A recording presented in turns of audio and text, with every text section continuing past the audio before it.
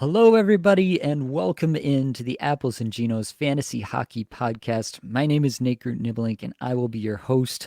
Today, Blake and I are diving back into projections for the 2023-24 season. We're going to cover 8 more teams here, making our way through 3/4 of the league at this point. If you haven't seen the last 2 episodes, you definitely need to go back and check those out. Lots of good content there. But we're going to be digging into 8 new teams, 8 new situations, and talking about how we think those will play out.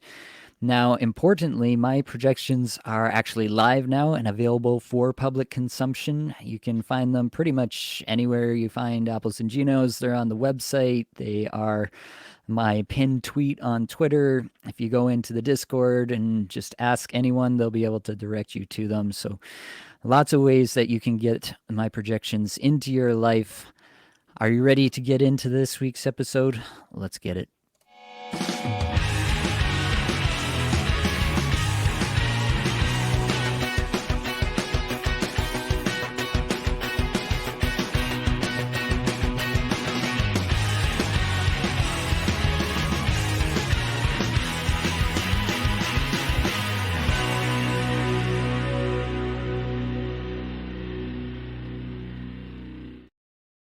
Now, of course, what would a projections episode be without your friend and my best friend, Blake Creamer, here with me? Blake, how are we feeling tonight? Buddy, it never gets old. I'll tell you that right now. Oh, that's the kind of juice I need right off the bat. Yeah, it gets me going. I'm stoked. I'm ready to get into this. Again, some interesting teams here. So yeah, love these episodes, man. Super value coming at you. Absolutely. Well, let's not waste any time. Let's dive right into the first team. That's going to be Nashville for us today. Now, we do have Andrew Brunette coming in to be the coach of the Nashville Predators. Now, Brunette was last seen directing the Panthers, the Florida Panthers, to first in the league in even strength Corsi 4/60 and scoring chances 4/60 back in that season where Joel Quenneville was let go and Brunette was promoted from assistant coach to interim head coach for the season. After the season, obviously, Florida went with Paul Maurice, and it seems like that worked out for the Panthers as a whole, but that meant Brunette was kind of left without a job last year. Now comes back in as head coach over in Nashville. So I'm actually pretty excited about what kind of influence Brunette could have on this team.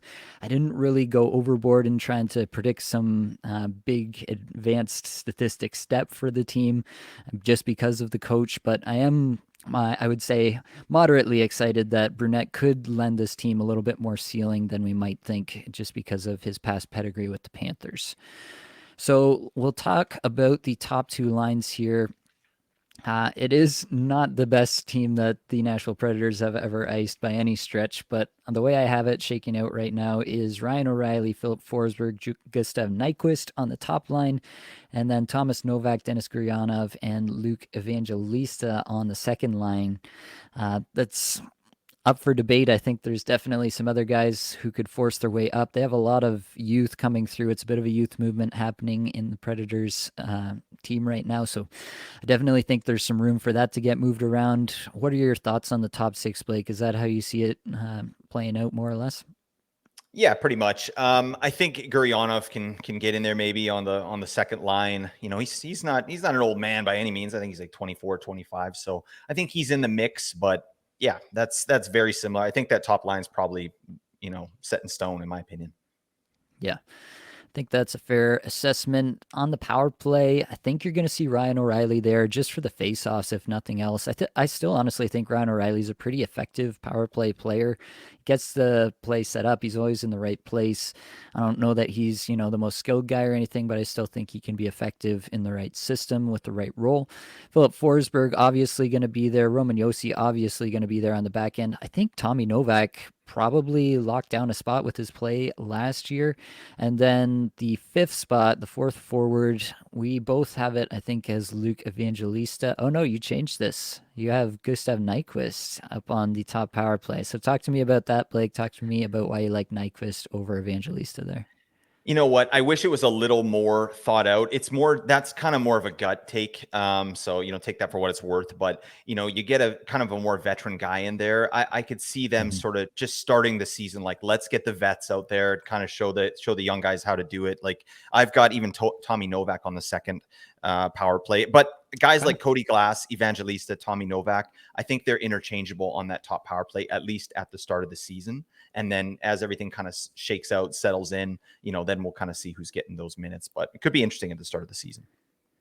Yeah, I'm just going through checking out our time on ice the way we have it. So Nyquist, you definitely have for at least an extra half minute, looks like, on the power play than I do, but the others are kind of close. So we do kind of both see this kind of interchangeability of parts on the top power play. I don't think it's set in stone after Forsberg and Yossi. Even I would say Ryan O'Reilly's a pretty good bet, but neither of us have it projected that he's just an absolute lock all season long. So Yep. definitely some interchangeability here. Definitely a team that you're going to want to keep tabs on throughout the year because there might be some changes on that top unit throughout. Now, the one thing I will say about this power play, I just want to talk about Roman Yossi, get him out of the way because Roman Yossi is an absolute stud and he should be evaluated as such in your fantasy drafts.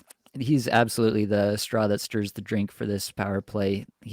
There's very, very few power plays across the NHL that are run through a defenseman the way that Yossi just completely dominates this power play. You see it in his IPP, you see it in his shot share, you see it through every single metric. Roman Yossi is the guy that makes this power play go.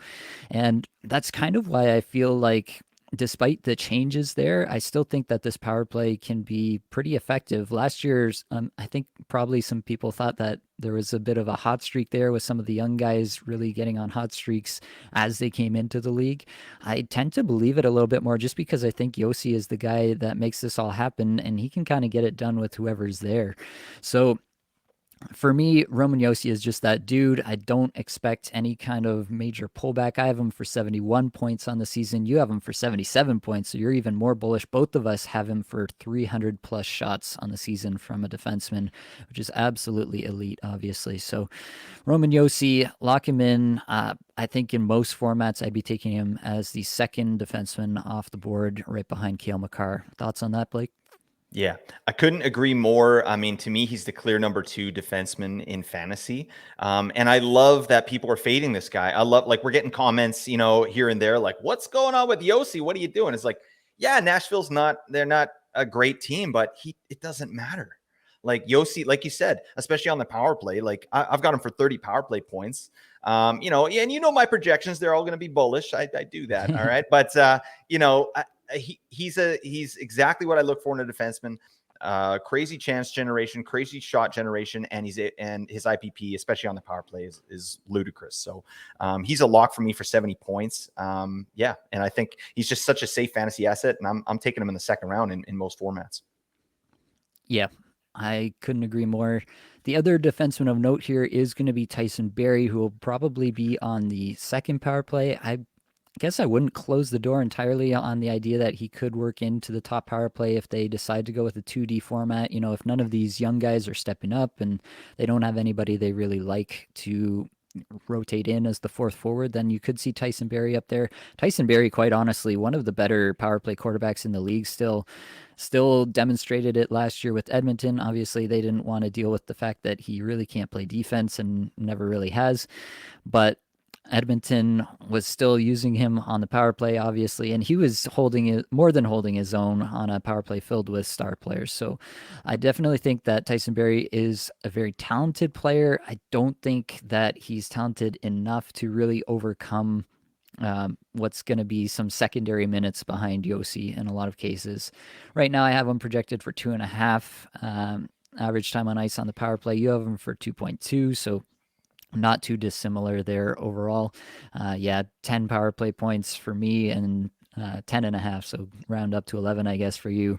You have him for 40 points overall. I have him for 33, so we're a little bit different in that regard. Yeah, I think for me, if Barry is not on the top power play, then I have a hard time seeing where the production's going to come from, just because I don't think there's going to be a ton of even strength production from this team, especially apart from Roman Yossi. So that's where I'm at with Barry.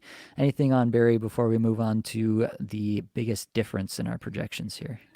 No, not too much. I mean, I just think Barry is there really for offense, for his offense, right? So I think he's going to get put in some situations where he can do that, right? Offensive zone starts, right? You mentioned his defense. I'm glad you mentioned that because it's non-existent. The man stinks.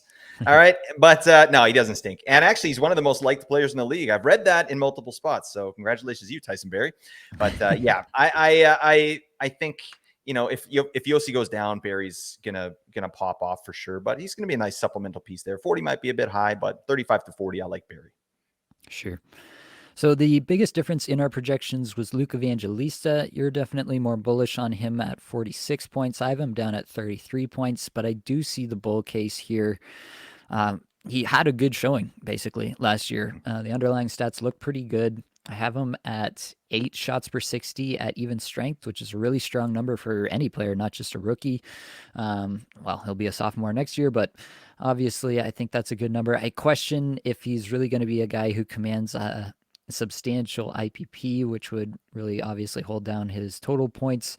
And the other part is, yeah, who else is he really going to play with? The second line there, the way I have it with Novak and Guryanov, yeah, it's passable as a third line maybe in some teams, but definitely not as a second line. So I think it's maybe a little bit of a case of that, a little bit of a case of, I don't know that he's going to get a ton of minutes. I have him at just over 15 minutes per game. So if everything breaks right for Evangelista, if he really starts to pop off, gains the trust of the coach, starts to get more ice time, gets on power play one, establishes that role, like there's definitely a bull case for my mind in Luke Evangelista.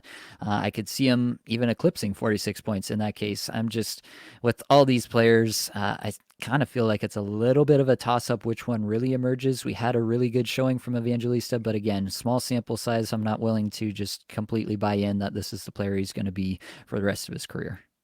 Yep, that's totally fair. I like what you said too. Like, I think a lot of these guys are just interchangeable, and that sucks for fantasy. You know what I mean? Yeah. Like, we can't rely on anything. Like, yeah, I'm projecting this man for 46 points, but he could very well get 30 points. Like it's not secure, right? And I don't think Novak is secure, and I don't think Glass is secure, and I don't think Parson is secure, and I don't think all these guys they have. Even Tomasino, like no one.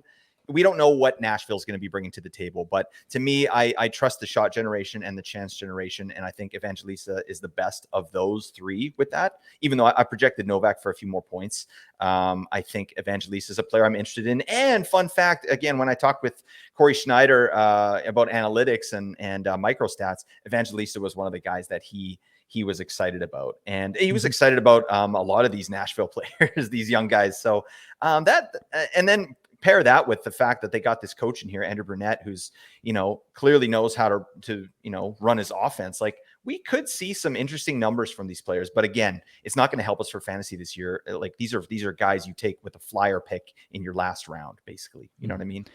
Yeah, I definitely think this is a team that's probably going to be more of your streamer level players in your average league.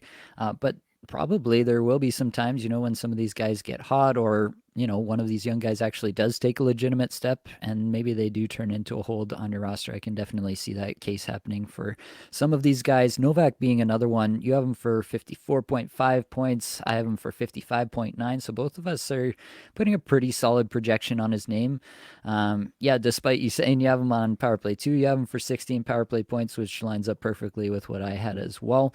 I think he kind of showed it over a pretty substantial sample size in the end over last year. He was really hot at the beginning and kind of tapered off a little bit from there, but really kind of leveled out in my mind more than, slumped. So I think Tommy Novak at this evaluation in the 55 point range, plus or minus 5 or plus or minus 10, somewhere in there. It's obviously hard to say with a sophomore player. I really think that this is a player that you want to be monitoring. Like, this is an actual watch list player for me, especially in points leagues. Obviously, this is not a guy who's probably going to score 30 goals. I have him for 20, you have him for 17. The rest of that being assists, obviously. So maybe a little bit more of a points league guy, not much in the way of peripheral contributions for Tommy Novak. Definitely not that kind of player. So definitely more of a points league guy, but definitely somebody to throw on your watch list in your points leagues or your points only leagues. Yep, absolutely. I think if he gets that look on power play 1, yeah, I'm definitely interested. Yeah, more interested. Like, and then if he's in power play 2, so All right. The other player we do definitely have to mention, I guess we could just briefly touch on O'Reilly. I have him for 57 points. You have him for 54 points. Most of that is I have him projected for almost a full minute more time on ice. So that pretty much does that. And then Philip Forsberg, I know that people are going to want to know what we have him for. I have him for 34 goals, 72 points. You have him for 33 goals, 71 points. So I think we are pretty much agreed on what we expect to see from Philip Forsberg next year. Definitely a guy that might get faded because of the injury history here, and somebody that I think both of us would be more than willing to jump on if he does get dropped down in our drafts. All right, we're cooking along. We'll move on to the New Jersey Devils. I think this is a team that a lot of people are going to be excited about for this season upcoming, and rightfully so. They had one of the better offenses in the league last year, and they went out and they added two 30-goal scorers to it. I think this top six rivals anyone across the league. So let's talk about the top six. Well, I guess we can mention just in passing, Lindy Ruff is back despite the fire Lindy chants that were going on at the beginning of last year. Those quickly evaporated as the team came together throughout the season. And I think everyone's actually pretty excited to have Lindy Ruff back at this point after I how think last so. season ended up. So the top six here, I have it as Jack Hughes playing between Tyler Toffoli and Jesper Bratt on the top line, with Nico Hischier centering Timo Meyer and Dawson Mercer. How do you see it playing out, Blake? Yeah, I've got Meyer up on the top line there, but I'm not married to that. You know what I mean? I think this top 6, we have to kind of wait to training camp to see how everything kind of boils down, but I could see either way. Yeah, I went back and looked at the lines they used in the playoffs. Their most used even strength line in the playoffs was Andre Palat, Eric Haula, and Jack Hughes. I don't see that one coming back to bite us for fantasy purposes this year. I think they've got a pretty defined top six, and I expect them to roll with that this year. Yeah, I ended up just kind of pairing Mercer and Meyer together because that was a pairing that they used a lot, Right. regardless of who was centering them. So that's kind of how I did it. And then I just kind of thought that, Mercer played more with Hischier than he ever did with Hughes. And so that's kind of how I came to my conclusion. I don't think that's set in stone by any stretch. I do think that you'll definitely see some tinkering in the top six and probably even the top nine as they try to figure out what to do. Dawson Mercer, a guy who kind of bounced between the top six and the third line, wherever they felt they needed his abilities the most. So I think that's definitely a possibility for this year as well. The power play one, I do think is pretty locked in my opinion. I have it as Jack Hughes, Nico Hischier, Jesper Bratt, Timo Meyer, and Dougie Hamilton. I really don't see how you don't have Timo Meyer on the top power play after the massive contract you gave him. The other three forwards and Hamilton all were fixtures all of last season, and I don't see why they would go away with that. Tyler Toffoli is an excellent player, definitely a good power play specialist as well, but I just don't know that there's a role where he's better than anyone at any particular thing that he can unseat someone on this top power play for me. Your thoughts, Blake? Yeah, absolutely. That makes total sense to me. I mean, you gave the guy a massive contract, and yeah, that was kind of a point of contention is Timo Meyer getting on that power play, right? But I don't see how you don't. And I think I'm so excited about Meyer there. I know we're gonna have talk about this guy a little bit, but I'm really excited about Timo Meyer in New Jersey. I think, that's just a great situation for him. Yeah, so let's dig into that. Definitely, you're more bullish than I am. You have him for 79 points. I have him for 69 points, which I thought was pretty nice. But Nice. let's talk about the overall numbers here. I think you're kind of just a little bit more bullish across the board. You have him for some career highs in his on ice numbers that I noticed. So definitely you're just kind of more bullish in that regard. I think the biggest thing that really separates the two of us, if I'm remembering this correctly from when I was looking at it earlier, is you were a lot more bullish on the power play on ice shooting percentage, kind of driving up his overall numbers. Yeah, you have him a little bit higher than I do there, so over 1% higher actually on the power play, and then that's kind of adding to it. Plus a little bit more time on ice, just a quarter of a minute, 15 seconds more average time on ice there, adding a little bit more. So talk to me about the role you see for Meyer here. It looks like you're kind of just handing him the keys to the kingdom in terms of the role. Yeah, absolutely, buddy.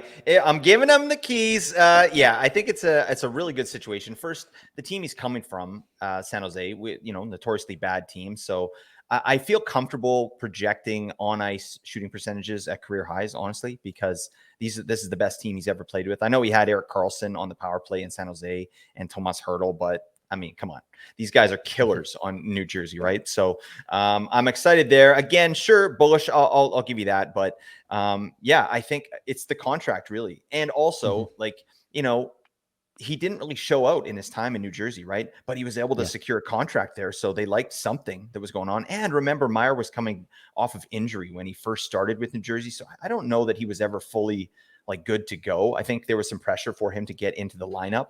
So I just think full training camp, secure role, secure contract. Like this guy's I think he's gonna have career numbers. That's just my thought. What have I got him for? 28 points on the power play. Yeah, yeah, highest he's ever had in his career, but 27 seems reasonable for me with this power play. Plus, New Jersey, as we know, their conversion could have been a lot better last season, right? Their scoring chances, Corsi, all that, elite, number one in a lot of cases. Shooting percentage, not so much. So I think that's gonna bounce up a bit, and then we'll see those on ice numbers go up as well.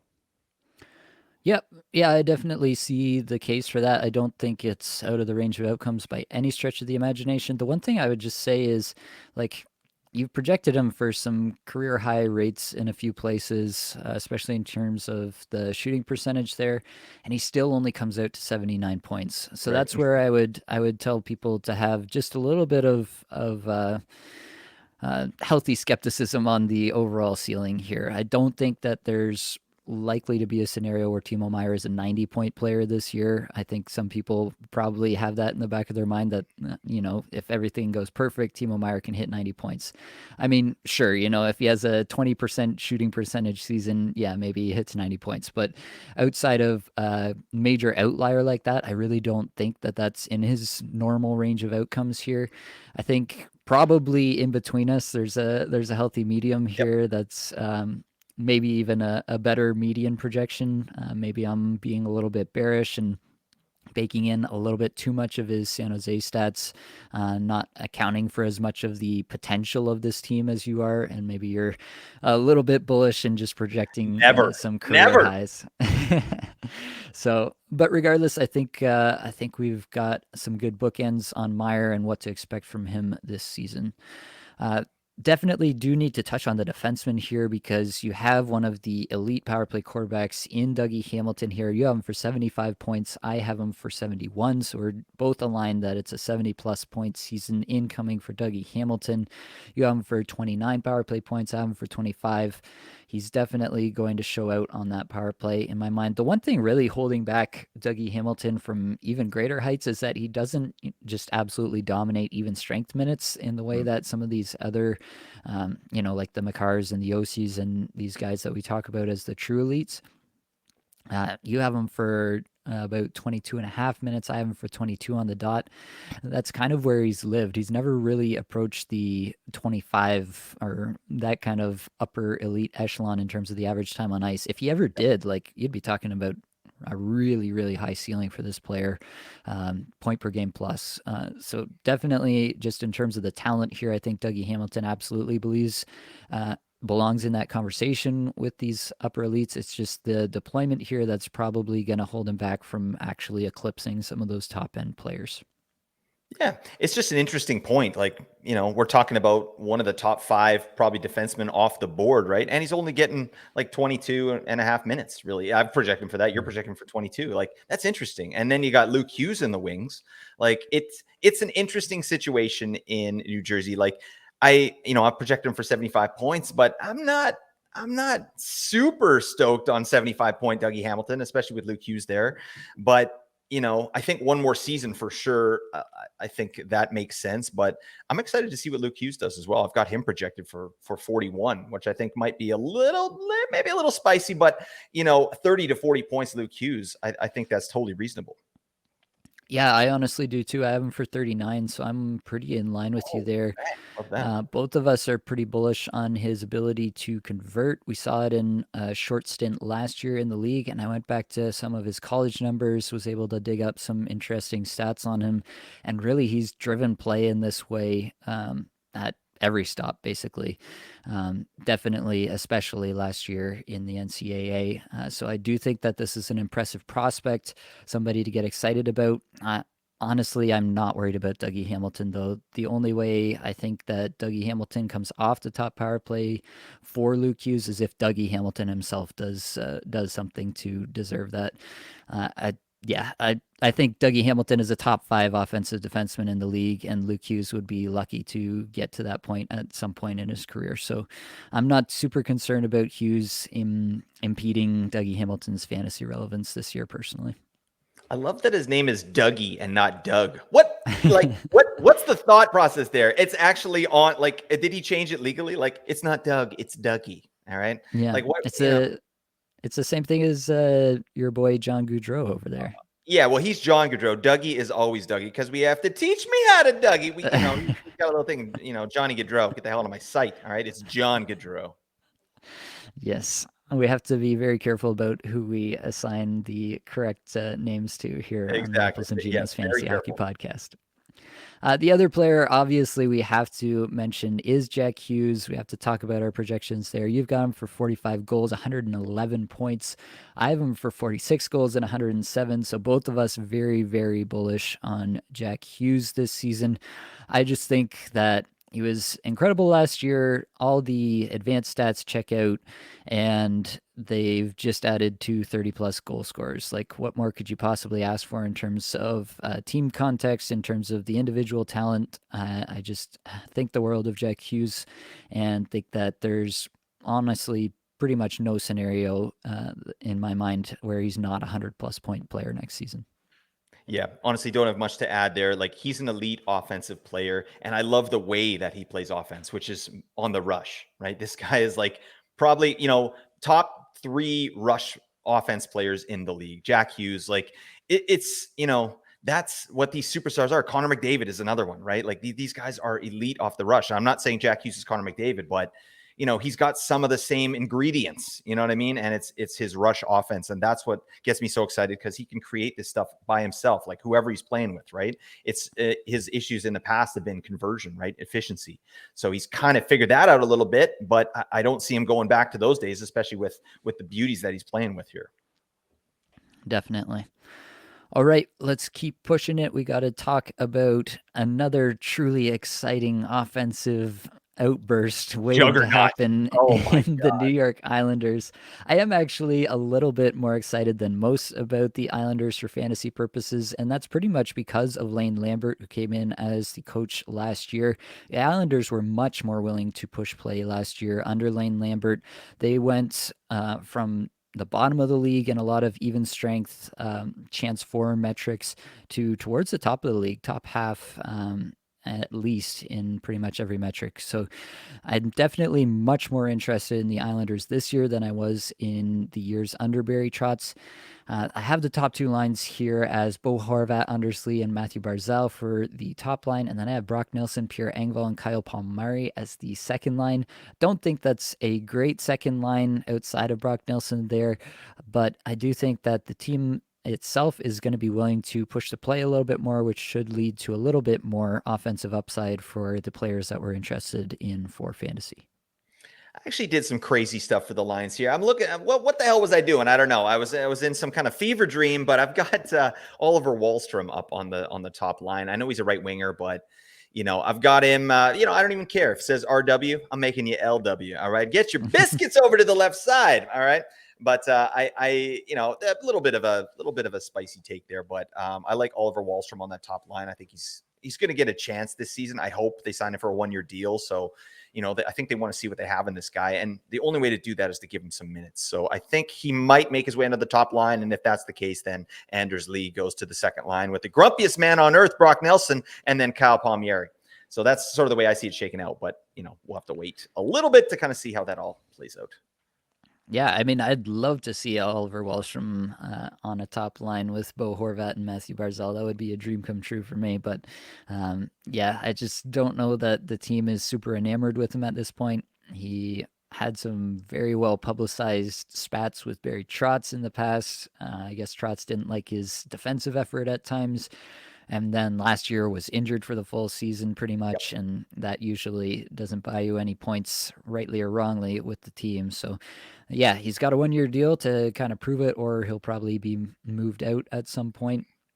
This is a player, though, again, terrific underlying stats. The rate stats, very, very good. I'd be really excited to see him either get the opportunity with the Islanders or go elsewhere to get an opportunity. So I'm definitely not giving up on Wahlstrom. I just don't think that this season in Long Island is where he's going to get the minutes to truly be relevant for fantasy purposes, unfortunately.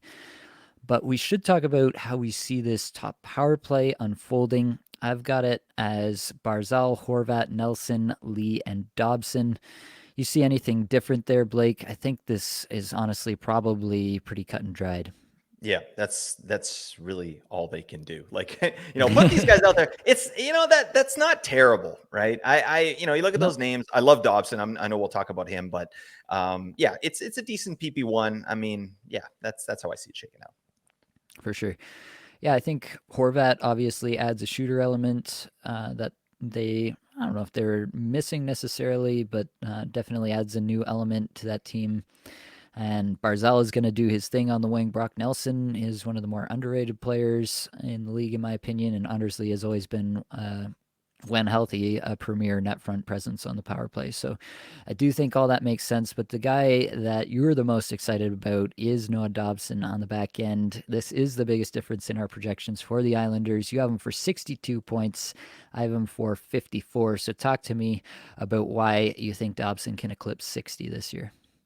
Yeah, I mean, obviously, again, just trusting the metrics here. So, ninth in the league in shots on goal per 60 rank among defensemen, fourth in individual Corsi for, 18th in individual scoring chances for. So, and then on ice, really good too, fourth in Corsi for per 60 as well, and then 14th in scoring chances for. So, yeah, everything under the hood is looking good for Dobson. I think he just needs the time, right? Like, he was getting 71% power play share, so average over 3 minutes last season, but only 20 minutes, 23 seconds. I've projected him for more. I think, yeah, he's just under 22 minutes. So I just think the numbers are going to pop a little bit more this season, and mostly the on ice numbers, like on the power play. I've got him for 26 power play points, and that would be like, crushing his previous numbers there. So I think a lot of this is on the power play, but I just like the player a lot. He's coming into the wheelhouse, 238 games in the league. I think he's starting to approach an area where he's going to kind of come into his own. Yeah, I really like Dobson too. As you mentioned, some of the underlying stats here are among the league leaders at the position. So I love the player profile that we have here. It's really just about whether he does get those minutes. You have him for, yeah, as you mentioned, under 22 minutes. I have him for 20.5. So I'm a little less excited about the time on ice here. And then, yeah, it's kind of, again, a situation where I have him for a little bit less in a lot of different categories, a little bit less IPP, a little bit less shooting percentage, a little bit less on ice shooting percentage, just kind of knocking him down across the board from where you have him. Definitely, I think the path for Dobson to really get there is those additional minutes. That's where I'd like to see it come from. I just don't know if we're going to see that at any point. Dobson has never been, like a shutdown defender, a guy that the Right. coach wants to have out there for, we talked about 25 minutes for these elite defensemen across the league. I just don't know. I think he might be more of that Dougie Hamilton kind of player where he tops out in the 22 and a half at the prime of his career. So I just don't know if he's ever going to get there. And for this year, yeah, obviously I have him at 20 and a half. So we'll see how it goes. Like I mentioned, if he gets more minutes and if that's something that we see at the beginning of the year and we see, hey, he's averaging 24 minutes a night here, like that's when I'll be excited about Noah Dobson for sure. In the meantime, like I would say, if you're taking bets on players, right, bet on the player that has these stats where the only thing that needs to happen is for him to get those minutes. And now you're cooking with gas. Now you're talking about a player who can really take off and actually be a difference maker for your fantasy team. So definitely Dobson is a player that I'm excited about. If he gets those minutes, I'm just a little bit more bearish on him actually getting those than you are, I think. Such a pessimist, Nate. Yes, I have been known to be a bit of a pessimist when it comes Realist. to some of Yeah. these projections. Why you got to be so damn realistic? Come on. All right, let's talk about Brock Nelson, the grumpiest man alive. As you mentioned, we actually both projected him for exactly 74.9 points.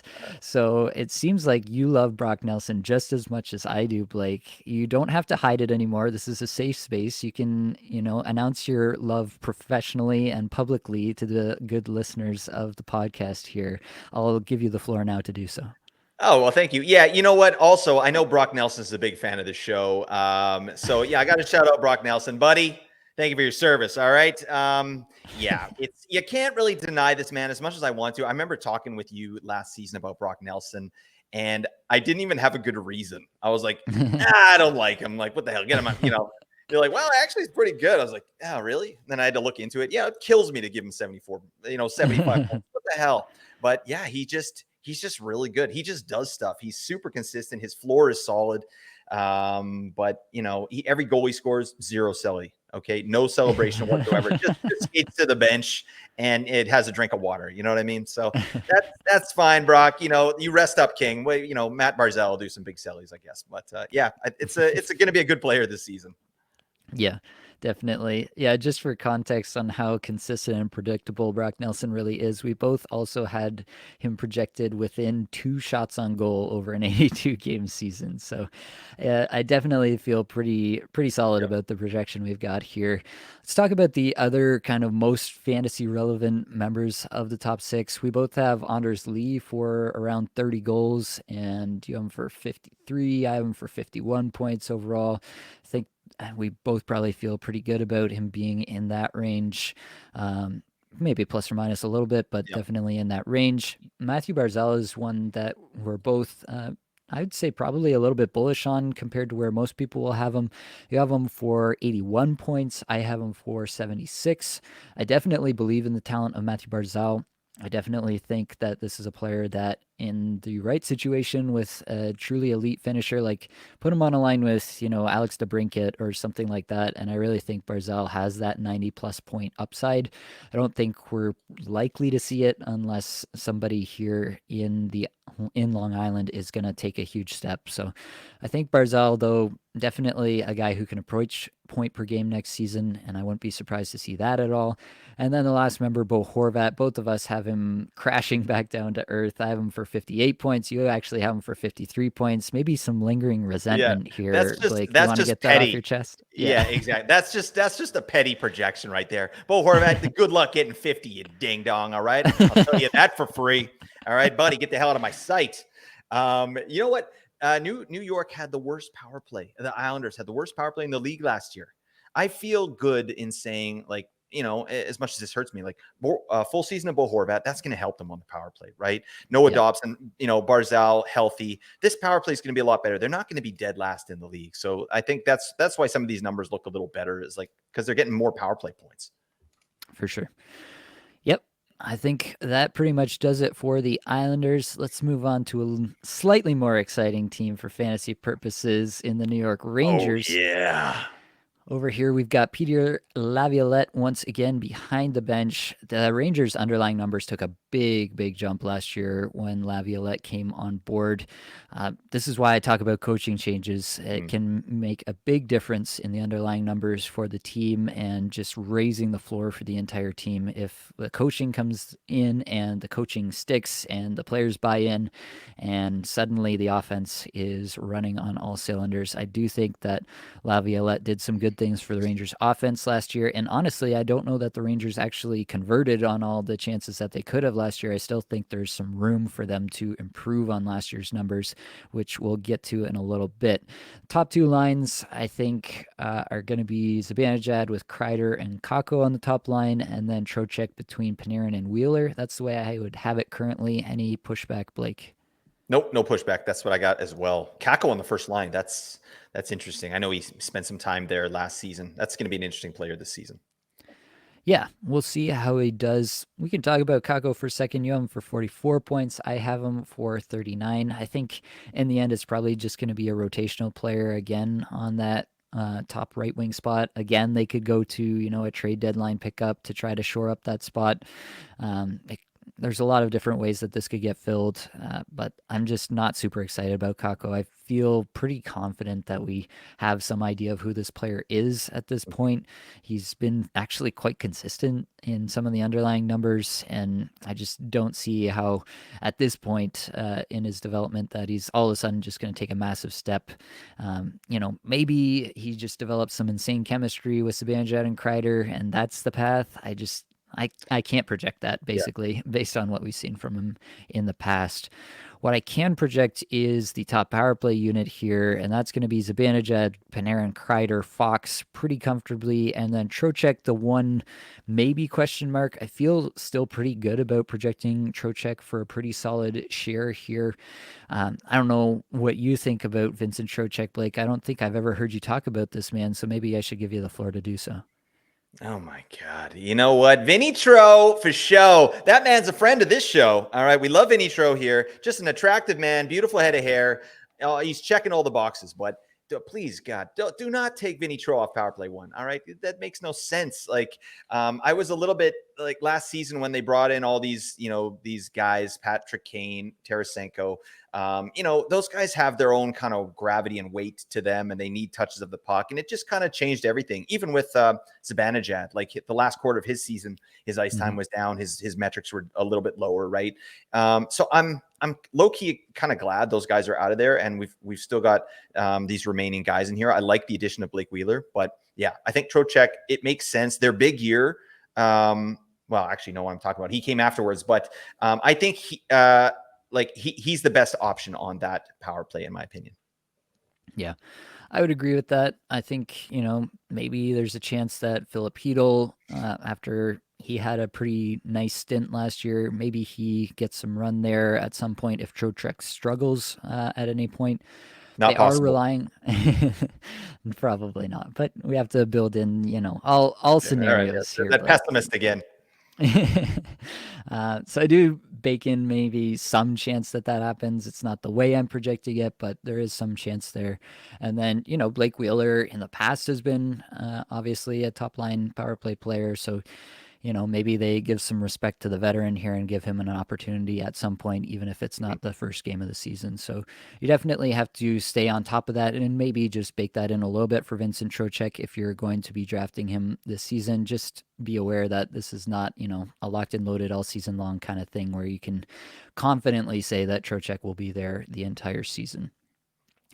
The top defenseman, actually, you get some pretty nice fantasy relevance from 3 defensemen here on the Rangers, which is not something we can say about a lot of teams. Obviously, Adam Fox on the top power play. You have him for 81 points.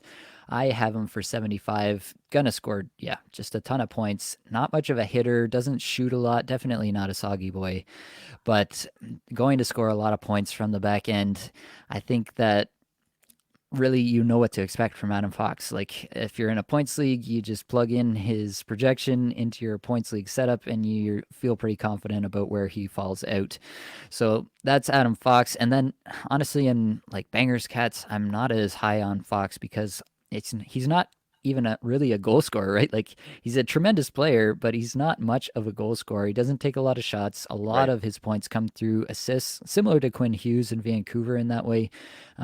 Definitely a bit more of like a power play assist specialist, as it were. So you get a lot more points that way from Adam Fox and a guy like Quinn Hughes. So definitely something to consider. I routinely see Adam Fox and Quinn Hughes overdrafted in those kind of setups just because of the name brand value. And I think that's a mistake that a lot of people make. So I do want to mention that you don't need to overdraft him just because the end of season point total looks pretty good if he's not contributing to the categories you need in your specific league. Then Miller and Trouba, you have Miller for 42, Trouba for 30, or sorry, for 42, Miller for 42, You got it. Trouba for 34. There we are. Yep. I got to it in the end. And I have Miller for 37 and Trouba for 32. So we see fairly eye to eye there. Obviously, these guys definitely throw their weight around in the bangers categories. So definitely you can lean on them for those if that's the kind of format that you're into. Thoughts on these guys, Blake? Is there one of these guys you're more excited about than any of the others? I want to be excited about Keandre Miller. I feel like his time is coming, but as long as Adam Fox is there, I don't see his offensive ceiling going anywhere past really 40. I've got him for 41.6 or 42 here. So, it'll be a nice season of development for Miller. He gets some decent minutes. I've got him for just under 22 minutes. But like you said, it's all dependent on your format, right? Category leagues, like Miller is an option, right? He's viable late in your draft. He's gonna shoot, he's gonna hit, he's gonna block, and then Trouba. He's the king of all beefers. Oh my God, this guy's a roast beef sandwich. He's a triple decker roast beef sandwich. And if you want to look at something fun, just go to YouTube and search like Jacob Trouba's hit roll. Like, oh my God, this guy is leveling people. He's ending people's careers. So definitely a guy you want on your team, but. Adam Fox, I agree with everything you said, and he should be faded in a category league, no question. But he is elite, and I think my projection on him came out surprising because I'm like what you were saying that I kind of resonate with that. I'm like, yeah, Adam Fox, I'm not too high on him. He's like a little bit better version of Quinn Hughes, in my opinion. I think that's a great analogy there, but. Yeah, when I put his numbers in, I couldn't believe what was coming out. Like I had to go back in. I'm like, okay, does this make sense? And he still popped out for 81 for me. So I do think that he underachieved mildly last season, as New York did sort of for the first 2/3 of the season, like you mentioned before that coaching change there. So I guess I'm a bit bullish on Fox, just certainly in a points league. And crazy in the last 2 seasons, check this out. I was talking about Adam Fox on one of the cream of the crop pods. One power play goal, 62 power play points, one power play goal in the last 2 seasons. What? That's insane. They sure know what the hell they're doing there in New York. Like he's facilitating. Obviously, he's not the trigger man. 1 goal in 2 seasons. Okay, that's bizarre. But yeah, crazy power play number. So I like Adam Fox, but yeah, definitely fade him.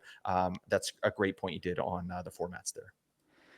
For sure. We should talk about just some of the numbers here on some of these guys. Zibanejad, you have for 95, as do I.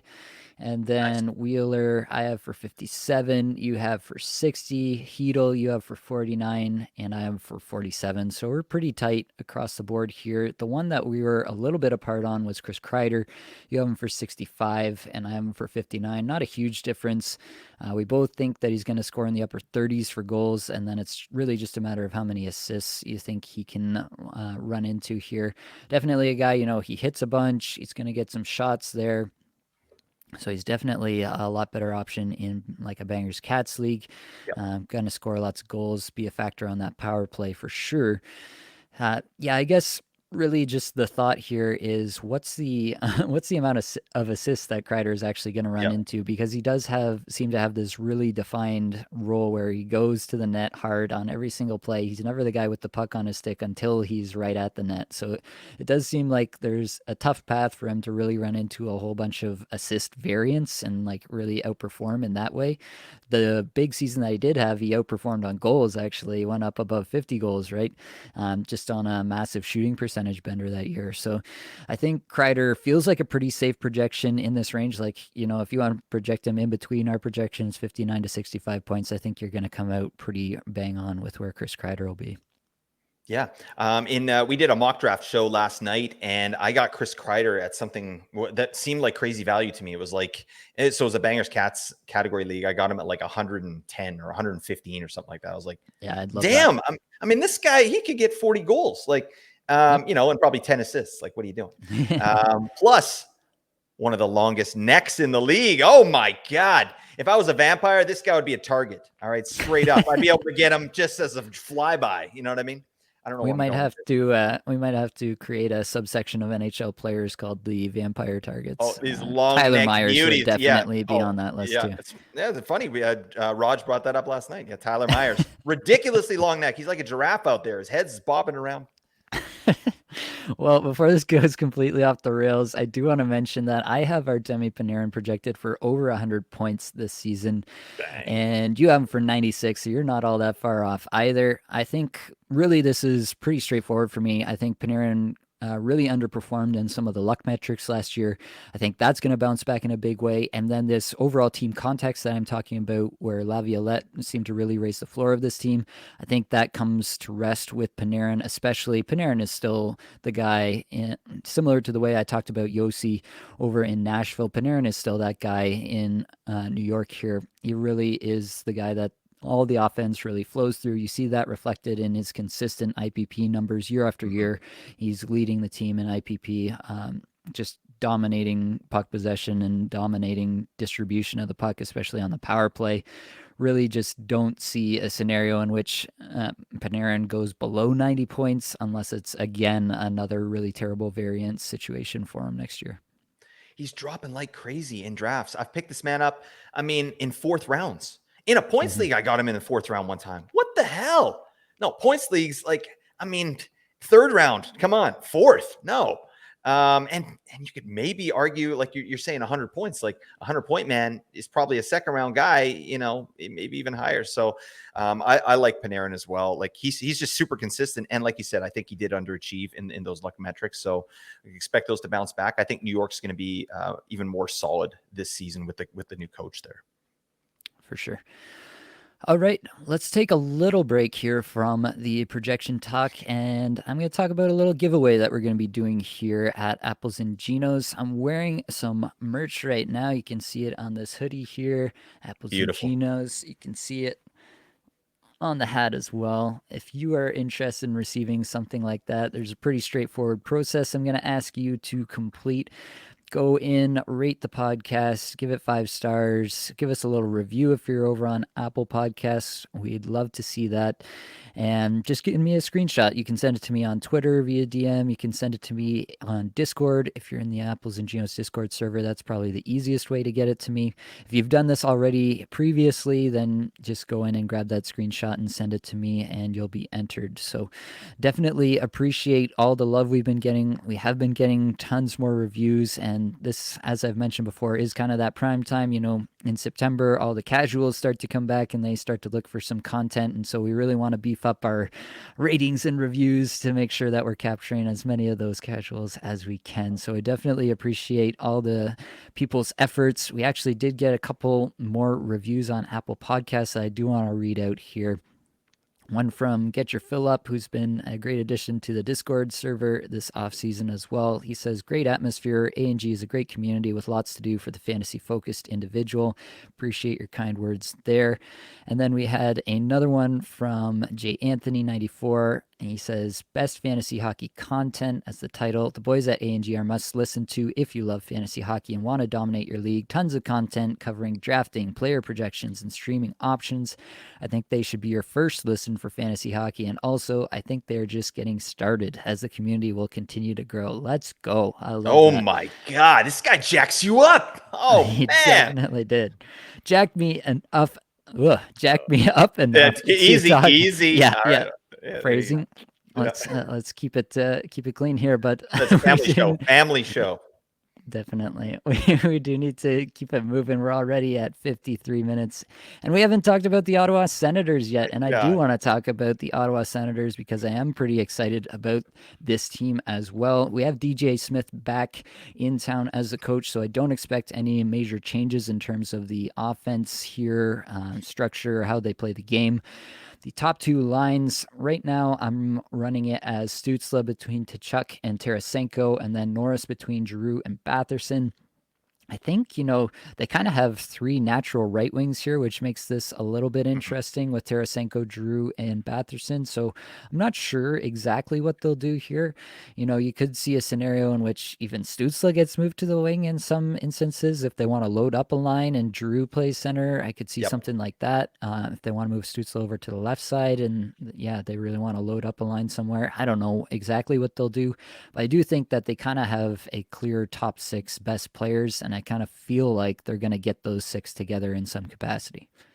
Yeah, it's just a chemistry thing, like what works, right? Right. Tarasenko's a really nice piece there, so I'm excited for Tarasenko on that top line, and I think that's where he starts.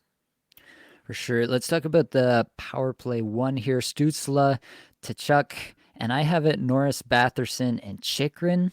I know that there are going to be some people who argue with pretty much everything after Stutzla and Tkachuk. Yeah. How do you have it going, Blake? I got Timmy Stutes, I got Brady Tkachuk, and I got Giroux and Batherson, and I got Shabbat on there. Although, yeah, we'll talk about that. I think there's some interesting stuff at play in Ottawa, but yeah, that's sort of the way I'm seeing it right now.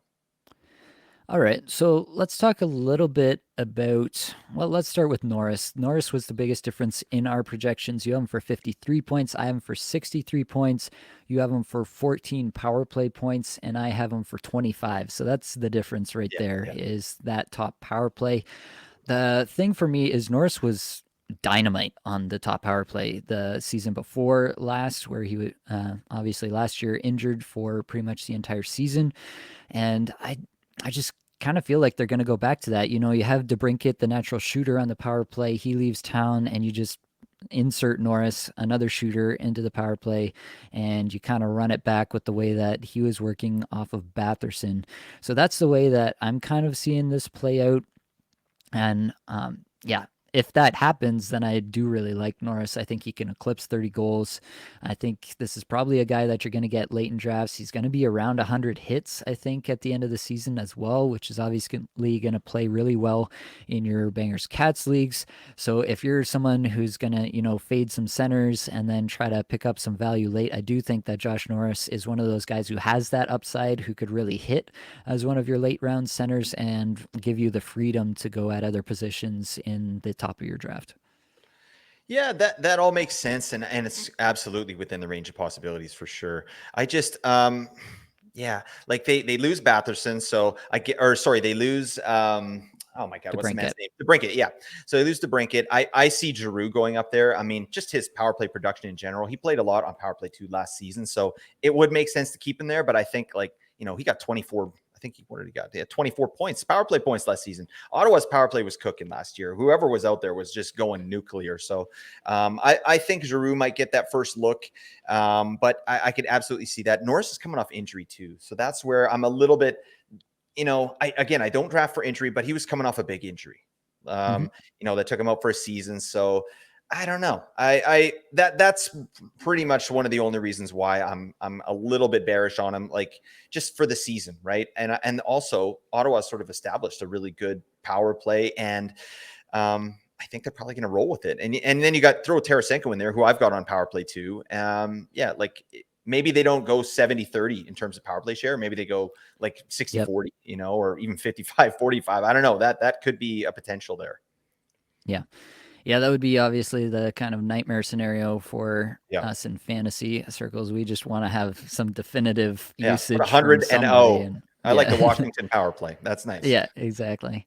Something along those lines would be nice to see, but definitely Ottawa, one of those teams that has the personnel, at least on paper, to actually pull off two respectable units. So now let's talk about the back end here between Chikrin, Shabbat, and Sanderson. As I mentioned, I have it as Chikrin on the top power play. That is complete projection on my part. Really, he wasn't even given a look there last year. I just feel like at some level, I feel like the talent has to win out. And in my Yeah. mind, Jacob Chikrin is clearly the most offensively talented defenseman on this team when you start to dig into the advanced numbers. Like, You even have it. If I'm looking at your stats here at even strength, the IPP for Chikrin you have at 46% and 30% for both of Shabbat and Sanderson. Like that's a significant difference in points percentage that you're giving to Chikrin there. And I have it the same. Like I have nothing, no notes Yep. on that particular kind of It's good feedback. delineation there, right? Yep. So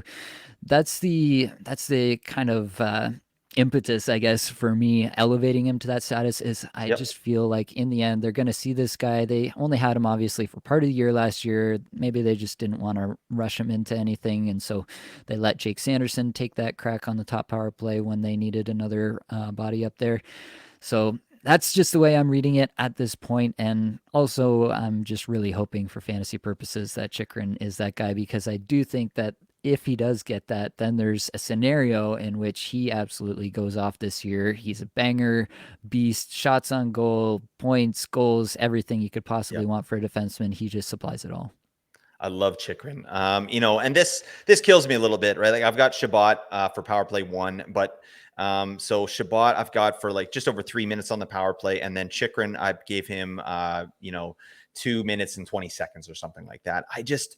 Shabbat has been there before. He was the guy. He's that guy, and they were successful with him there, right? And I just, it's same coach, same team, pretty much. I don't know. I have Shabbat on the top power play, but I have Chicken for more points, right? Mm-hmm. Like he's a better offensive defenseman. There's no question. In an ideal world, Chicken goes to power play 1. I would love to be wrong on that. I think exactly all the things you're saying. I think he could pop off. Something I was talking about yesterday in our mock draft with Victor Nuno is like defensive situations like this are tough for fantasy when you don't have a confirmed number 1 power play quarterback. And that's the situation here in Ottawa. Like I want to take Chikrin every time. I want to take him early. I did take him early in the mock draft yesterday because I was like, well, I think he's going to do well, and I'm kind of doing the upside pick here, but I don't know. Something tells me that Shabbat's, they're going to put him out there on power play 1 and just keep him there for a little bit and piss us all off. Mm-hmm. And it's a fair point. The one thing I would say with Chikrin is I don't think the floor is as bad as most people think, and I'm really willing to swing on the upside of talented players. Right when the player shows that they're this talented, we've talked about that numerous times with other players. That when they show you that they are this talented, these are the types of players that I'm willing to quote unquote reach for and make sure that I add to my team because Yep. if and when they get the opportunity, these are the guys that actually set you apart, set your fantasy team apart for the season. So that's a little bit of my love for Jacob Chikrin this year. We do have to talk about just the other projections that we've got here. We'll run through them real quick. You have Drew for 76. I have Drew for 70. You have Tarasenko for 67. I have Tarasenko for 59. You have Tkachuk for 87. I have Tkachuk for 80. You have Stützle for 88. I have Stützle for 84. And then the one guy that I do want to talk about that we're quite close on is Drake Batherson. You have him for 76 and I have him for 75. Now, I know there's a lot of talk online about Drake Batherson. Was he involved with this Hockey Canada scandal? Will he, get some sort of punishment? Will he, worst case scenario for fantasy purposes, if you went ahead and drafted him already, that he, is forced to sit out a year because of potential involvement in that? The way that I've been approaching Batherson is he's not costing you a lot because he had a truly terrible season last year by the luck metrics. And I still feel like it's a bit of a coin flip one way or the other, whether, A, he was involved, and B, that he gets, a major kind of suspension or something of that ilk that really affects you. So that's where I'm at with Batherson, that it's still a bit of a coin flip, and I'm not really willing to, just like totally fade him because of it. And at the point where he's going in drafts, like if you draft Batherson, say even in like the 8th, 9th round, you draft him in there and he just goes to 0. Like go back and look at your teams from last year that you drafted and go look at your 8th and 9th round picks. And in a lot of cases, you probably dropped that guy just because you missed on that pick. Like there's just a very little amount of draft capital that you're having to invest here. And I do think that the ceiling is pretty high here, especially in something like Bangers Cats. This is a guy who hits. I'm just willing to invest at that price and, just as far as my fantasy team goes anyway, just hope that there's nothing there and he plays a full season. Yeah, absolutely. I mean, just hearing you rattle off the projections here for Ottawa, I'm higher on every player, and I really think that a lot of this positive regression comes from increased efficiency at even strength. Ottawa was freaking terrible last year at even strength, right? Obviously, their power play cooking, no problem there. I think it's going to cook again, but I think these guys are all going to regress positively to some degree, and varying degrees at even strength. So that's sort of where those numbers kind of pop up. Also, Tarasenko, I'm low key excited about him. He's kind of been bouncing around. He didn't want to be in St. Louis. Obviously, he didn't like the way they handled his injury stuff, wanted out of town. Going to New York, that wasn't a good experiment, right? So I'm glad he signed. He's going to be there, from day one. And that's a player I'm low-key excited about. For me, Batherson, it does give me pause. Like, he's right along with the rest of them with his even strength numbers getting better, right? That's why he stunk so bad last year. Like, he had 30 power play points. Like that should be an 80-point season for Batherson, right? Mm-hmm. But he just wasn't getting it done in even strength. But I don't know. I agree with what you're saying. Like my 8th and 9th round picks last year that really bombed. Toivo Teravainen, buddy. Oh my God, no. So you know what? It does sting, and I don't know.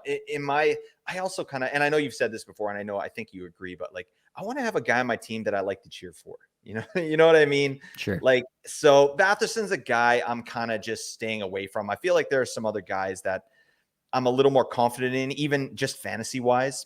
And, but I mean, he does a lot of stuff.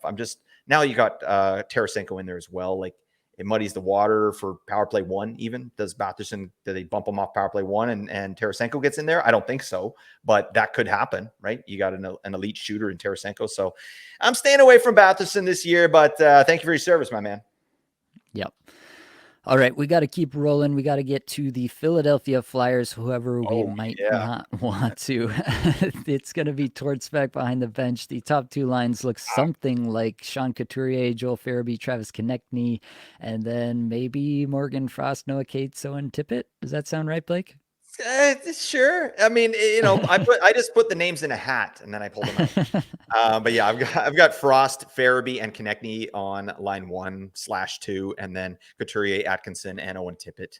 Or no, I don't. Oh God, I've got my numbers all messed up. Yeah, sorry, Frost, Farabee, and Tippett, and then Konechny, Couturier, and Atkinson getting the biz. They're in top 6. Sure.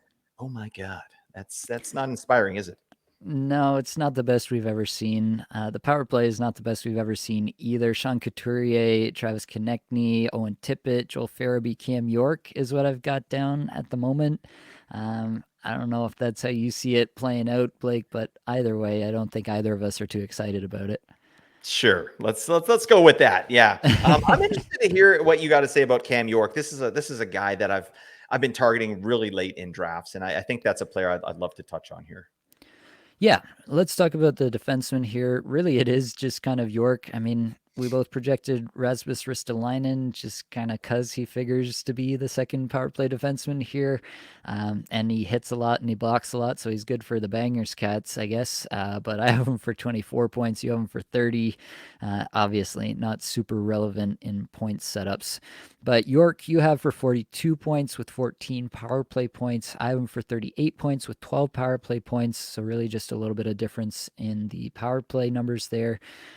He's going to get some blocks. We both have him over 100 blocks. Not too much in the way of hits. I have him for 68. You have him for 76. So again, not a super player to be picking up for your Bangers Cats leagues, but definitely like you can do worse, at least as a streaming option, probably in your points leagues. I think that really York, at this point in his career, I can't say that he's, going to be a player who defines a power play, right? And really drags it along up to his level.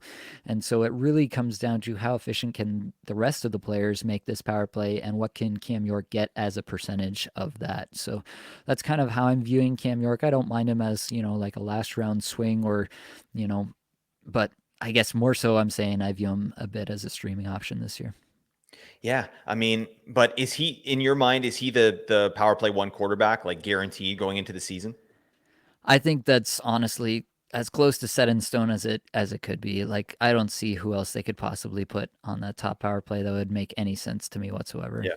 It's only Risto, really. I mean, if they put him out, like I forgot, Ristolainen had some good offensive seasons in Buffalo. I forgot about that because he's just been in the doghouse the entire time here in Philly, and really in the doghouse last season with Tortellini.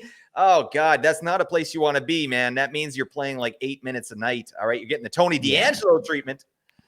Yeah, I just think that there's probably something to that, and I don't see him recovering from that enough to get on the top power play, right? And so I don't see anybody else really coming for that title and taking it away from Cam York. I think this is, it's a year for Cam York to see what he can do on offense, right? So whether he really manifests that into something great is up to him, really, at this point. So we'll see what he can do. The biggest difference in projection here, you had you had Travis Konechny for 75 points, and I had him for 68 points. You're just, I guess, a little bit more bullish on what we saw from him last year. Obviously, a big season from him, even here in Philadelphia, where there wasn't much to get excited about. Right. Big average time on ice numbers, was the Torts' favorite all season long. Got ridden pretty much into the ground and kind of broke down at the end of the season. So I guess if you're bullish on that kind of deployment, once again, they get some guys back from injury, so maybe they don't need to lean on him quite so much. I do have him pulling back to just under 20 minutes average time on ice this season, so that's definitely a factor here. We're pretty close on the power play, 1.7 points apart on the power play. So really, I think it's a little bit a factor of you have them for a bunch more shots and then a little bit more share of some of the power play stuff here. So talk to me about Konechny and why you think he can get to 75. Yeah. I just think this is a player that's broken through a little bit. With his shot generation in particular. I love that. That's something that Konechny's bringing here. I've got him for, hitting over that 10 mark that we like here, shots on goal per 60 at even strength. So, and then I've got his IPP, cooking pretty good at 70 even strength as well. So I think he's got some decent stuff coming that way. And there is no one else to me. Like, I know we're talking about Couturier's back, Atkinson's back. That should help. Owen Tippett, could potentially do something this year, with some opportunity. But I think Konechny's deployment is strong. Like, I think it's going to be 20 minutes. If he gets power play 1, over 3 minutes on the power play, he's a good shorthanded player too. And he puts up points shorthanded. Like last season, this is not something that, I really go to town projecting unless it's like an outlier like this. Like, he had 6 shorthanded points last year. The league leader was 9, I think. So, but Konechny only played 60 games. So he's a legit shorthanded threat. I think he's going to be there again. This last season, his first with Torts, he had like almost a 40% shorthanded share. So I think they'll do that again. And I think that's kind of what's keeping his minutes up over the 20-minute mark.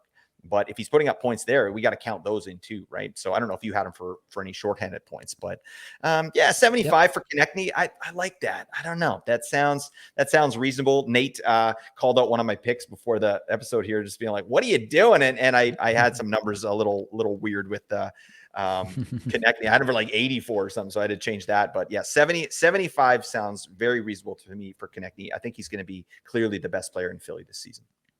Yeah, definitely Konechny showed another gear last year in terms of the rate stats. Not only just the average time on ice went up, but the rate stats went up as well. So it's really just a function of you're projecting him more to sustain that, and I'm projecting that he might pull back a little bit from that and also take a little bit of a step back in the time on ice here.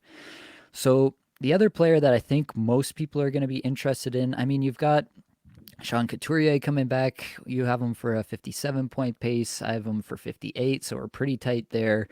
Also have Atkinson coming back. I'm at 45 points on him. You're at 50, so again, not too dissimilar. I think a lot of these players are going to be in that 40 to 50 range. You have Frost for 49, Farabee for 42. You have Cates for 43. Like, there's a lot of guys in this range if we really dig into it, and I think that's where a lot of these players are going to live. Probably get tossed around the top 6, even the top 9 at times. A lot of these players, they'll kind of rotate through, so I'm just not too bullish overall on a lot of these players to really sustain anything or be reliable for fantasy purposes. The one that I think people have the most hope for is Owen Tippett. You have him for 30 goals, 59 points. I have him for 27 goals, 52 points. I think people are kind of hoping that Tippett has like another gear here this season. Like he showed some stuff last year, and now this year is like the big breakout. In my mind, I kind of feel like last year was the big breakout, and I'm not sure that there's another gear here, which is why I have him at 52 points. Uh, we both have him for the exact same shooting percentage, which is kind of interesting, 10.7% shooting. You have him for 282 shots, and I have him for 252 shots. Some of that at even strength, some of that on the power play. So I have him, just tracking back a little tiny bit more than you do, similar to the Konechny story there. But I think both of us are not like over the moon about Tippett the Yeah. way I've seen some people be online so far this season. Yeah, that's so true, and I'm glad we're talking about him because yeah, you got to temper expectations with this guy. I mean, everybody's oh, Owen Tippett, he's a great sleeper this year, and um, you know, on the surface that is true, right? Like I think that Owen Tippett is his deployment is sustainable, right? Like if you look at the last quarter of last season, last 20 games, he was going for over 20 minutes time on ice, right? 2025, right? And the previous, like he was hitting 1705, 1501, 1713 for the previous quarters, right? So I think that it's somewhere in between. I think I've got him for over 18 minutes, but he's won it towards guys clearly, right? And he was consistent. He was converting, right? So I like the player, but again, he's on Philly. Like he doesn't have anyone really to play with. Like who do we have him playing with here on that line there, right? Like it's not it's not an exciting Morgan Frost and Joel Farabee. What the hell? Like we better hope that he gets something done on the power play, right? So, anyways, long story short, I like the player, but we got to temper expectations. He's not going to be a league winner, that's for sure. Mm-hmm. All right. I think we've covered off the Flyers and we can move on to the Pittsburgh Penguins. Now, obviously, Mike Sullivan going to be back once again behind the bench there. The top two lines here for me are Crosby, Gensel, Raquel, Malkin, Riley Smith, and Brian Rust. I feel pretty good about that. We should mention, I guess, that Gensel is expected to not be healthy for the start of the season. He underwent surgery in the early part of August and was scheduled to be reevaluated in 12 weeks from that point. So that obviously puts you well into the season at that point. So I think you have to obviously take that into account when you're drafting Gensel, that he's not going to be available for you right away at the start of the season. We'll obviously get more information about when he's expected back, especially as we get into training camp and reporters start to get more access and we get some of those questions answered. So we do expect that we'll get a little bit more clarity there. But just to mention right now that we have, obviously Gensel projected with this kind of like 82 game pace, but you should not. He should not really be expecting that he's actually going to play all 82 games.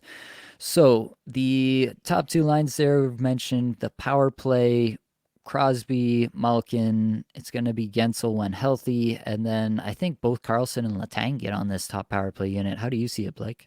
Yeah, that's what I've projected. But, I did speak with Victor Nuno the other day, and he's talking to beat reporters there in Pittsburgh. And according to his information, they don't want to do that. Right. They want to go Carlson on number one, most likely, and then Letang getting power play too. But I just don't see how they do it. Like Letang, this guy's got tenure. He's Mike Sullivan's guy. Like, you had a stroke last year. Like, okay. And you came out and just balled out when you came back. Like, yeah, get the power play too, buddy. No. Yeah. All right. I think I think they're definitely going to give that a try. Right. Both of those guys there. I mean, Chris Letang is not Brent Burns, right? They're not the same kind of player. So, people that sort of use that as an argument, well, that didn't work. It's like, well, yeah, that didn't work. But Carlson and Burns are similar kind of players, right? They both are shot monsters from the back end. And Letang, has some decent shots, but he's a different kind of player. So yeah, that's kind of how I see it. I think they'll go with both at the start, and we'll see how that goes. Yeah, especially while Gensel is out, I just don't see how you get away from it. Like, are you really going to put Letang on the second unit and promote like Riley Smith or Brian Rust up to the top unit over him? Makes no sense. That doesn't make a lot of sense to me. Letang has been a terrific power play quarterback for his entire career, one of the most efficient ones across the league that we've had. Obviously, getting towards the twilight of his career now, but He was the player that we had the biggest difference in projections on. You had him for 55 points. I have him for 63. I will say, like, this is not baking in any decrease in power play time for Letang. This is him being on top power play all season long. Maybe I should bake that in a little more as a median projection. But yeah, if he doesn't, like, if he does sustain that top power play time, like 63 points, I think it's pretty doable. Like, this is who Letang has been Yeah. for his entire career, pretty much. And I have not seen any fall off in the numbers, like age related decline or anything like that. He's still a hits and blocks monster, does all the stuff you'd like to see for fantasy purposes. So if the power play is the one thing, right? So we talk Yeah. about the other guys, bet on the talent. If they get more deployment, then you really have the ceiling. You kind of have the opposite effect here, obviously, with Letang, right? I have a 63-point projection on him, but that is pretty much the ceiling for Letang, in my opinion. So I'm not necessarily going to, just line him up with all the other players and take him ahead of every single player that I have lined projected rather for like 60 points or something, like 3 points difference, but that other player actually has a ceiling beyond that. I'm probably taking that other player, right? We could talk about Evan Bouchard, who we've talked about, and what his ceiling could be if everything goes right and that power play is really just massive and he gets like 40 power play points or something insane like that. Obviously, Bouchard has a massive, massive ceiling there that Letang, in my mind, doesn't really have at this point in his career. So I would probably take Bouchard over Letang in most formats. So you have to obviously weigh these kind of things, and I think it's an important discussion, especially while people are going to be looking at these projections. But I personally think that, again, talent is going to kind of win out here, and Letang is going to be on that top power play unit. At the very least, he's going to be on that top power play unit to start. I love it. A bullish projection. Oh my God. I was surprised when I saw your Letang projection, to be honest. Yeah, that was a shock to me.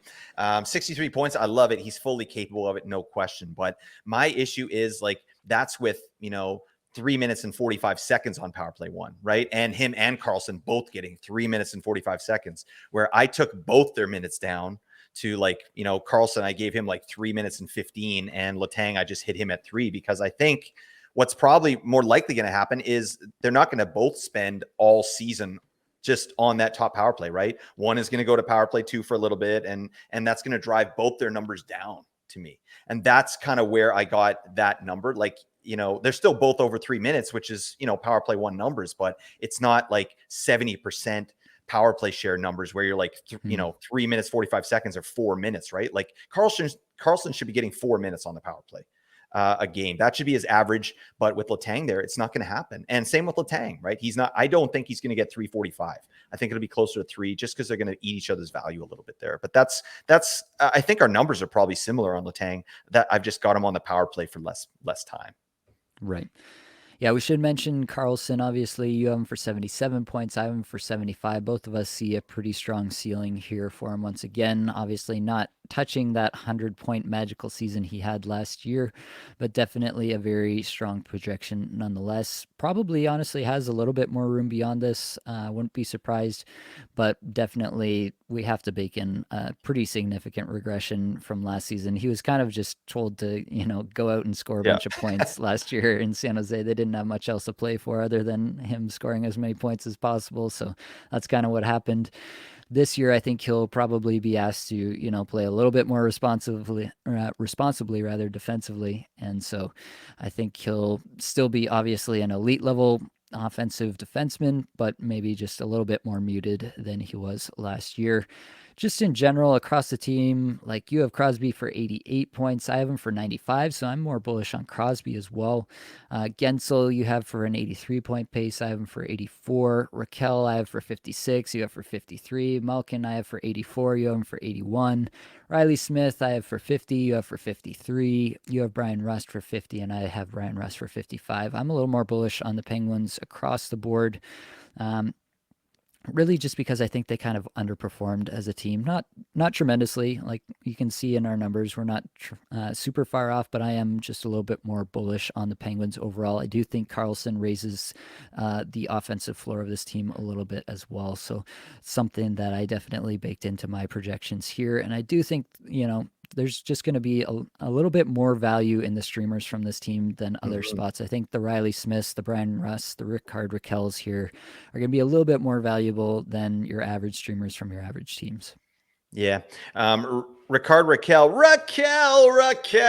Yeah. He's an interesting player to me this season because if Letang does get power play one, and I read something recently too. I wanted to just say this quick about Jake Gensel.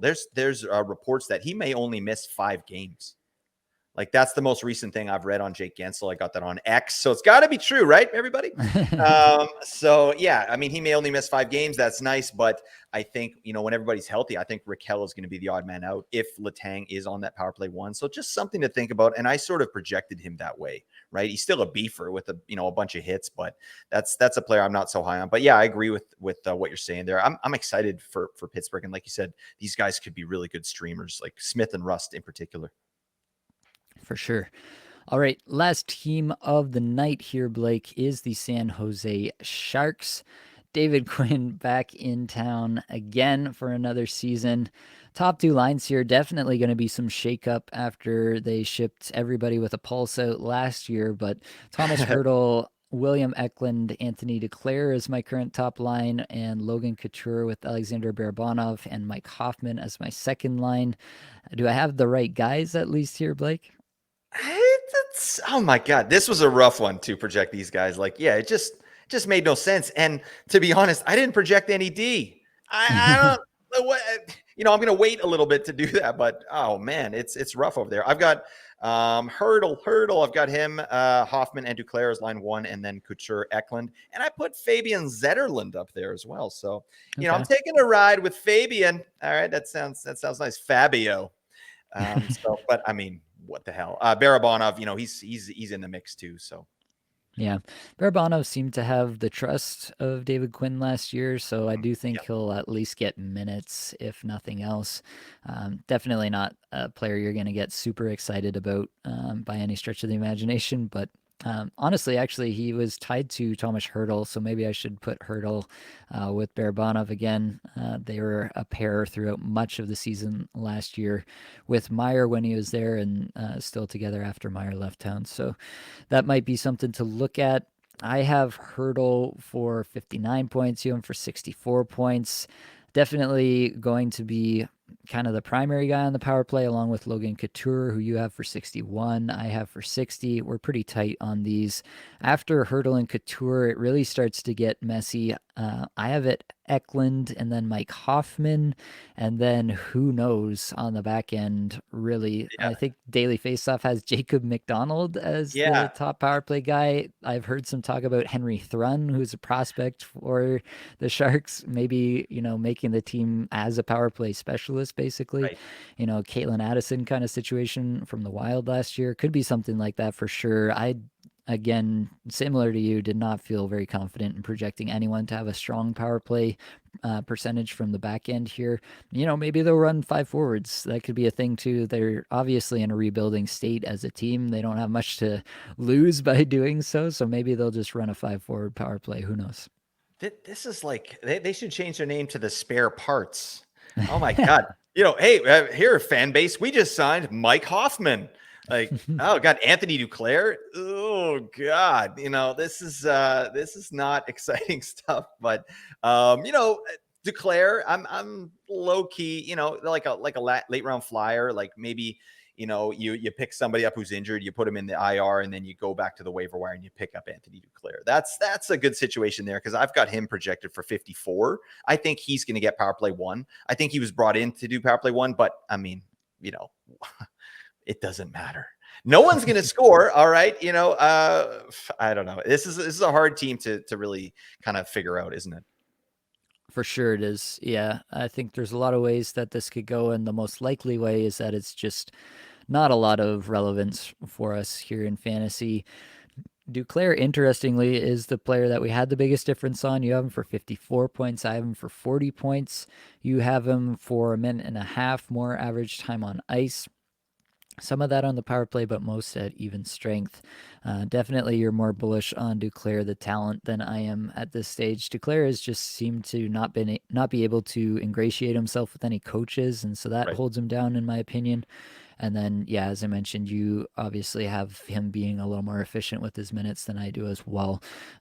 I do think that Duclair in the right situation can be an effective player. I'm just not sure, even in San Jose, that that's going to be the spot that he really elevates and takes away from other players here and establishes himself as a prime player that has to have, 19 plus minutes a night and really hits some kind of ceiling.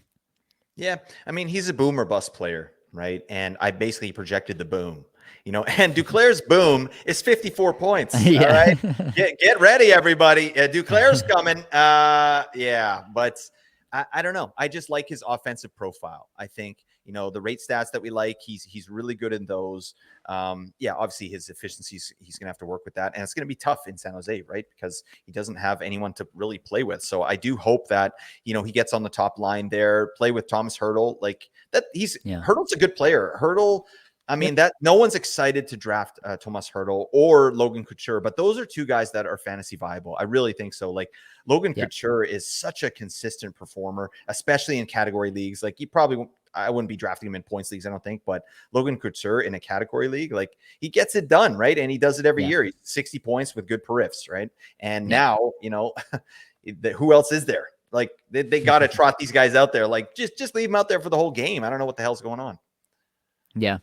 Yeah, and in that vein, the other guy that I'm kind of interested in is William Eklund, just because they don't have anybody else, and Eklund is kind of like that premier prospect that they're bringing in this year. Had obviously a cup of coffee last year, and actually had some pretty good stats. And so, extrapolating on that, obviously a lot, I was able to build out a 21 goal, 46 point projection for him this year, which is honestly pretty good given the team Yeah. context here. And so just having that as a base projection, I do think there's a scenario in which, he's ready for the NHL this year and he's ready to play at a pretty high level. Everyone was excited about this guy, the talent. And so if that talent really shines through this year and this is the year that it clicks kind of for him and he is able to, play top line, top power play kind of minutes, gets into that, that 19-minute range that we really like to see for fantasy relevance, I do think there's at least a chance for William Eklund that he approaches fantasy relevance where I really don't think for a lot of these other San Jose forwards that there is even that chance. Yeah, I mean, what are the options, right? Like, it's I like Eklund too. I think I project him for 42. I also like Zetterlund, as I said. Like, he's a big piece that came back from the Timo Meyer trade there. So it's just, or did he come back from the Timo Meyer trade? I don't know. I might be wrong on that one, but yeah, he's just, they need to trot these guys out there, honestly. But the unfortunate thing is, like, especially for Eklund, like, I don't really believe that it's a great situation for player development to get a guy out there, give him a ton of minutes on just a team that gets crushed every single night. And I don't see how that's not the case here in San Jose. Like, it's spare parts, right? It's like the island of lost toys. You know what I mean? Like Mm-hmm. these Yeah, guys, this show ain't no good. So, but yeah, I'm low key excited about Eklund. I think he's a good player, and I hope they kind of bring some people in there, just surround him with somebody that can help him out. for sure. All right, we made it through another 8 Oh, teams, baby. Blake. Before we get out of here, I do have to tell the listeners you got to get into the Apples and Ginos Discord server. We're adding tons of people every day, and we will continue to do so, I'm sure, throughout the lead up to the NHL season. So get in there. Link is in the description of this show. Also, while you're in there, you're going to want to check out our best ball drafts. We've run 15 best ball drafts so far, and we'll be launching number 16 pretty soon. $5 to enter. I'm just putting them on. I'm not taking any cut or anything from them. If you want to win some money, enter some leagues, do some drafting without having to, do any managing in season. These best ball drafts are a great way to, get your feet wet with some actual money on the line in the drafting world that is the 2023-24 NHL fantasy season. And while you're at it, make sure you do rate the podcast 5 stars, leave us a review, send me that screenshot so you can be entered in this giveaway, and hopefully you'll win yourself some sweet Apples and Ginos merch. But that's going to be all we've got for this episode. Hopefully, it brought you some value, helped you get a little bit better at fantasy hockey today. All the advanced stats you heard today came from Natural Stat Trick, which is a resource you should definitely check out. Many thanks to the band They're There for supplying the music for the podcast. Be sure to check out their Spotify as well. That's it, folks. Much love.